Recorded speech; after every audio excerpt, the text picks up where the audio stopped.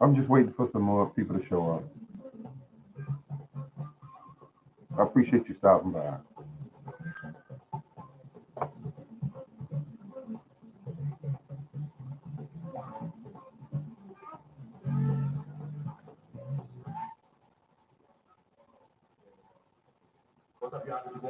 Hanging out with the living legend himself, Mr. Stanley Clark. Want to give a shout out to him for giving me a little time, y'all. We just chilling in the green room. Got my boy Travis Rogers behind me, who always look out. Oh, good evening. But hey, but as y'all can see, man, this is Stanley at these Let's talk a little bit today about fertilizer because we're getting ready to make that move. Everybody getting ready to make that move, and a lot of people are starting to buy their garden supplies now because they realize it's going to be a real crunch on very soon because they're going to be short supplies of it this year due to the pandemic, and we need to be aware of that. So I'm going out tomorrow, and I want to get some Epsom salt. Did you have like anything in particular that you was practice on that you can tell the young cats coming up that they can do to get prepared for musical? Well, when I started practicing, I was playing acoustic bass. I'm in the acoustic. And seeds are going to be very low supply. And I looked at some of the prices that I saw at Home Depot. I put a video up, and I was really shocked that the seeds didn't go up very much. But once the rush starts, I mean, the prices are going to fly. The prices are going to go up. The quantities are going to go down because they're not going to be able to. Remember, they always bring a certain amount to the box stores every year. They always say, well, okay, this is what we saw last year that you sold, so we're going to do the same numbers this year. They don't come in and say, oh, the epidemic is going on. We better make sure we keep these stores flooded with seeds. They're not going to do that. When it runs out, and they'll try to get some more there into the stores. Thank you for the thumbs up. I appreciate it. But I'm already pretty much set for seeds. And if you go online and try to buy seeds are really marked up. I'm going to suggest that if you can find what you want in stores like Walmart, go there and get seeds. I'm not affiliated with them or anything like that. I'm just saying if you need tomatoes, they'll have certain types of tomatoes. They won't have a large selection of them, but they have certain ones that are very popular. Corn seeds, things like that. They'll have that. There is going to be a shortage of seeds and garden supplies this year. It's going to happen, and now some of the stores are getting the seeds in now. Like for instance, a Home Depot, the seeds are already there. They've had theirs now for about a week now. Good evening, everyone. They say good evening, GA, everyone. Okay. Yeah, but I'm pretty much set. Fertilizer, get that if you're low on fertilizer. If you need it, if you make your own, that's even better. Make your own out of weeds and grass and water. Let it soak for about 3 weeks, 4 weeks, and you're all set. Thanks for the thumbs up. I appreciate it. Thank you. So that's what I'm trying to school everybody. I contacted a number of my friends today and informed them that hey, because they kind of knew the gardening, and I said, listen, if you want your garden this year, you better go ahead as soon as you can and go ahead and get all your seeds and get all your compost and get all of your fertilizers and whatever else you got to get it and lock it down because you're not going to see it. Certain things out there when they start getting right into what we call the spring. You're not going to see it there. Now I use I use Epsom salt, so I'm gonna get uh, not gonna overdo it with the Epsom salt because I won't leave some for everybody else, but I'm just gonna get maybe 2 bags, maybe 3. And I tried to buy some Epsom salt online today, and I actually gonna have to go to the store because I went to Walmart and you got those 4-pound bags. And if you try to buy them online and you see what the markup is when they put that weight on there with the, um, it's not worth it. You got to go and actually pick it up.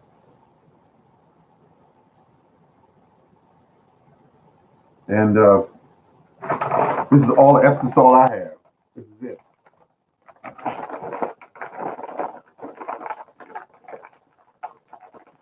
Yeah, that's about it. That's about it. Epsom salt. Dual purpose. You take a shower in it. I mean, you take a bath in it. If you are aching, like you have an injury or something, that's what I mostly use this for when I hurt my knee. For vigorous lawns and flowers, plants, vegetables, and trees, correct yellowing leaves, in case of magnesium and or sulfate deficiency. Uh-huh. Also for the use in salt bath and as a exfoliate.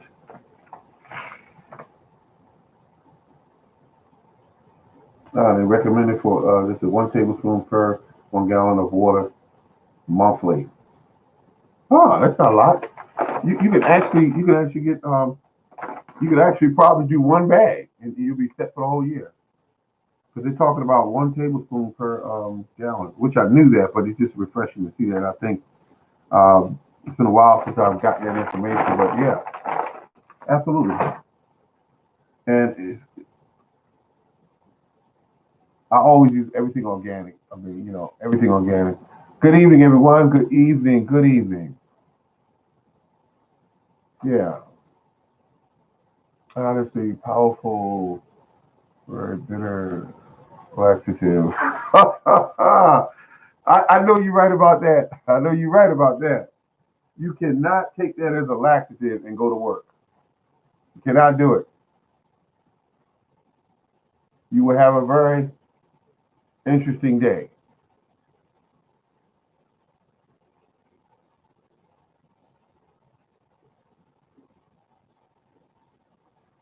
Let's see. How am I using the salt? Okay, what I do with my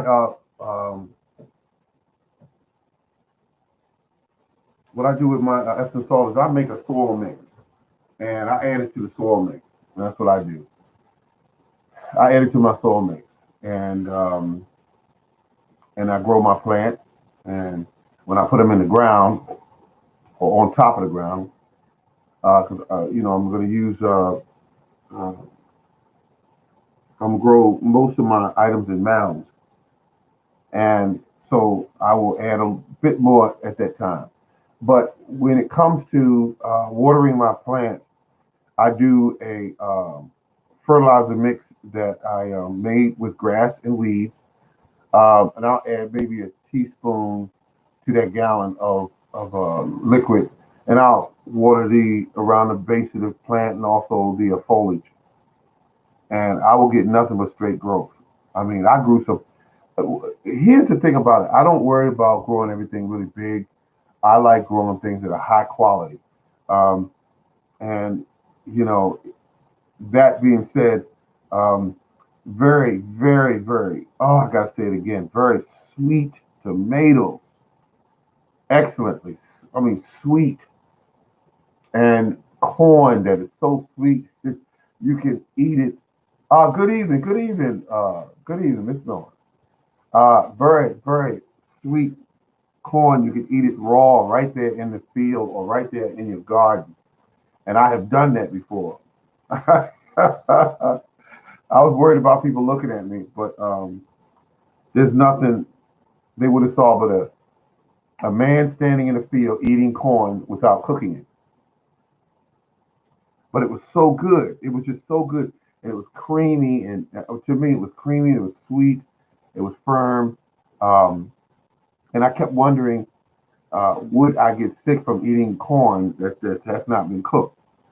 Something like a tummy ache or something.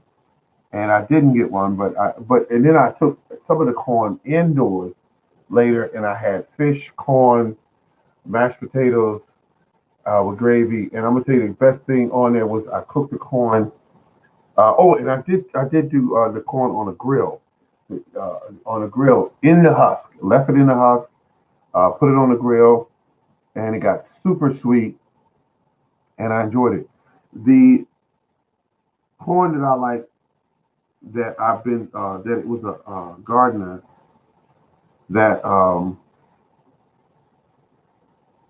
is on YouTube called Garden Rebel. He gave me the seeds, and that's what started it all. I realized I really like peaches and cream corn, peaches and cream. I like it. Another one is um, what was the other? Another one that grows well here in Maryland. It's known for growing here well in Maryland. That's Silver Queen. I've never, to my knowledge, tasted it or eaten it, or I know I've never grown it. So I will be growing it this year because it's more suitable to Maryland's environment.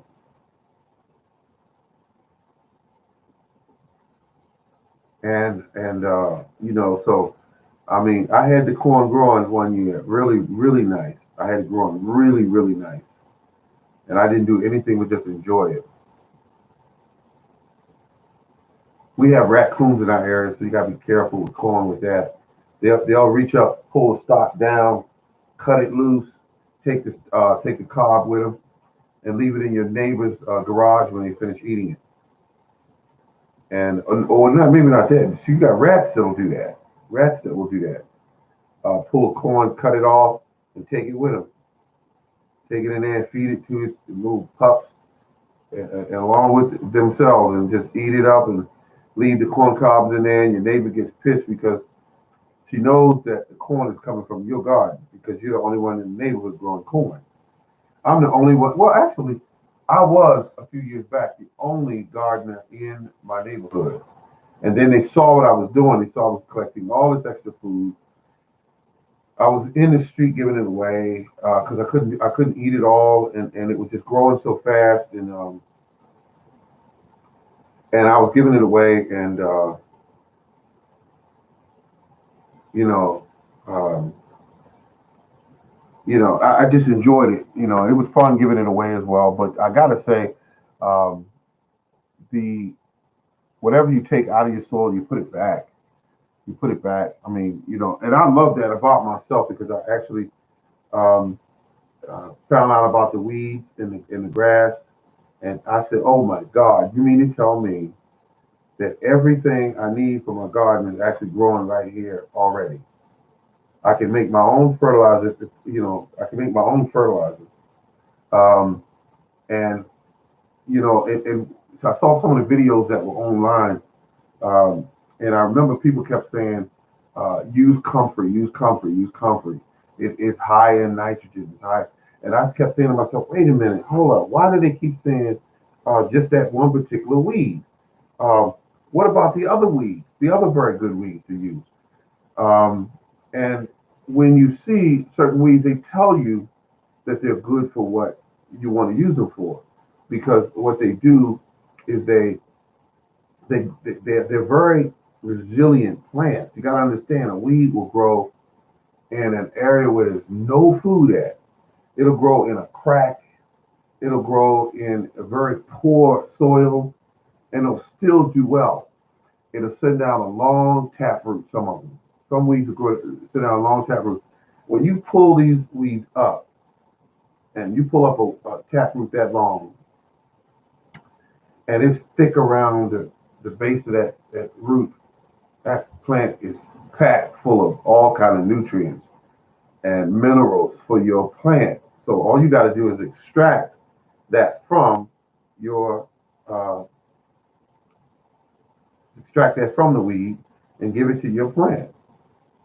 That's all you have to do. And there are many companies out there that they really don't want you doing this because their stockholders are hoping that you keep buying fertilizer in bags. Because think about it, most of it is just waste from the farm, and it works. It absolutely works. Chicken manure works. Cow manure, horse manure works. Blood from cows or other animals work. Um, bone meal or bones from other animals that have been grounded up after being cooked. It works. It absolutely works. But when you put it in a bag and you mark it up to $7 and $8 and $10 a bag from something that is basically garden waste. I mean, excuse me, is a waste from the farm, and it means you're trying to get rich off of it. You know it works, uh, and you mark it all the way up, and you make a killing on it. See, they're not just making a little money on fertilizer, folks. They are making an absolute killing. They're not even selling at regular price. They're saying these people will pay for this, and we know it because we've seen it. We've looked at our books, and our books show that these people will buy this stuff because they're trying desperately to grow food. They're trying to grow vegetables. They're trying to grow fruit. They're desperate. And we know that if we mark this um, fertilizer up, they will buy it because what else are they going to fertilize uh, these particular plants with? And then when you find out that what you needed was right there in your garden all along, which were weeds. Weeds is a very powerful fertilizer. The what you need is in the weeds. And so when you use the weeds and they're free, oh my God, I forgot to add that on top of it. They're free. You simply to get your 5 gallon bucket, like I have a 40, no, I have a 64 gallon container. I used to say 40, but I actually went out and looked at the container. It's 64 gallons. It'll hold. And I go out there and I select the weeds that I want. I want the ones with the deep tap roots. And if you pull them in, it breaks off, no problem. A lot of nutrients in the stems and in the leaves and so on.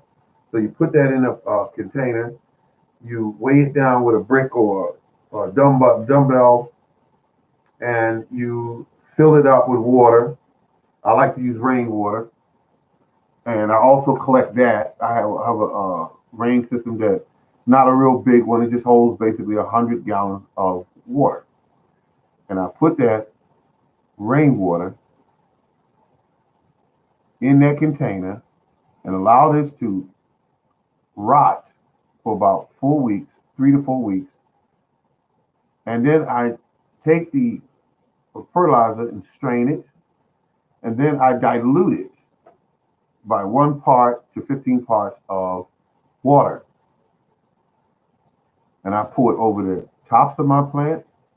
I pour it over the root area of my plants, and they do extremely well. I remember one year I poured them over an apple tree that I planted 2 years ago. It was in the ground for 2 years,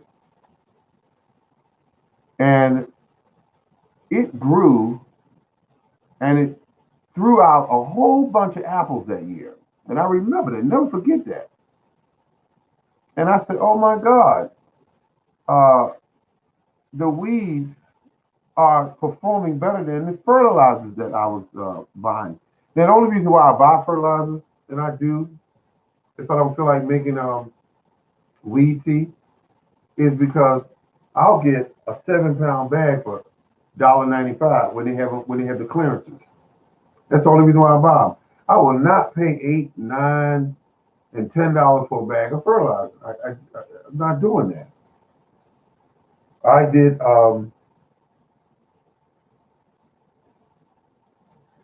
a bag of bone meal recently, and I'm using that to make my seed starter mix. Excuse me. And even though I know that it takes about 8 weeks for the bone meal to be released into the soil, I simply uh, put it in the soil mix because the soil mix is going to become part of my planting location. And when I make up a big batch of my soil mix to work into my garden bed, when I plant everything, the tomatoes will be dug down deep, and I will pour a liquid a liquid mix into that hole, which will be the uh, the weed tea, and the weed tea will go in, and then I will simply put the tomato in there, and I'll build a mound up of my seed mix and put the tomato plant down in there, and I will have tremendous success with these tomatoes. I will have tremendous success because plants like to eat. They're like we are. They like to eat. You give them what they need, and you pay attention to your garden. You come out every day and you take a look and you watch the leaves and you watch for insects and you watch for um, uh, even animals that live in your area. Make sure they're not digging up your plants. You keep an eye on everything, and you will be successful.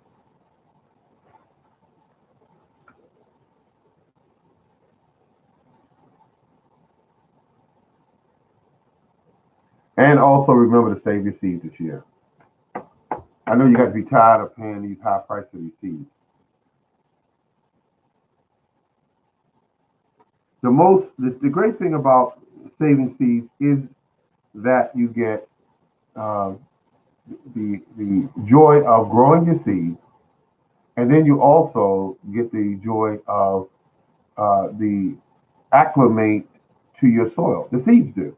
They get familiar with the makeup of your soil, and so they grow well the following year when you put them out there. They don't have to acclimate and then start growing. They simply just start growing because they're already familiar with your soil. And that's a great thing about saving your own seeds. Well, folks, this has been the Morning Gardener. I want to thank you for stopping by. Each of you stopped by, and uh, some of you had something to say, and I appreciate that. And I thank you again for the thumbs up because gardening is the way to go, and we are going to be successful. And the reason why is because we know that you must control some of your own food supply. You have to. Because if you don't, then you're leaving your fate in somebody else's hands. This is Boney Gardner. Thank you very much for stopping by. Remember to keep on growing. Thank you.